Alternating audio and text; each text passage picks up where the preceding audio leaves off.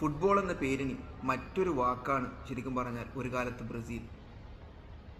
90കളിലെ അല്ലെങ്കിൽ 80കളിലെ അതല്ലെങ്കിൽ 70കളിലെ ഏത് കാലഘട്ടത്തിലെയും കളികൾ എടുത്തു നോക്കിയാൽ ബ്രസീലിൻ്റെ ആ ഒരു ഏകാധിപത്യം, കളികളിൽ തോറ്റ കളികളിൽ പോലും അവർ മനസ്സ് നിറഞ്ഞു കളിച്ചവരാണ്, ആരാധകരുടെ മനസ്സ് നിറച്ചവരാണ്. പക്ഷേ ഇപ്പോൾ പുതിയ ഏത് യുഗത്തിലും അവർക്ക് ഒരു താരോദയം ഉണ്ടായിരുന്നു. പക്ഷേ അവസാനം നെയ്മർ ജൂനിയർ എന്ന് പറയുന്ന ഒരു ഇതിഹാസത്തിന് ശേഷം ശരിക്കും പറഞ്ഞാൽ ഇപ്പോൾ ബ്രസീലിന് ഒരു ടീം എന്ന് നോക്കിയാൽ അല്ലെങ്കിൽ ഒരു കോച്ച് എന്ന നിലയിലും വൻ വരൾച്ചയാണുള്ളത്. ഇനി അത് ഇപ്പോൾ ഇതാ കഴിഞ്ഞ ദിവസത്തെ കോപ്പയിൽ പെനാൽറ്റി ഷൂട്ടൗട്ടിൽ അവർ പുറത്തായി.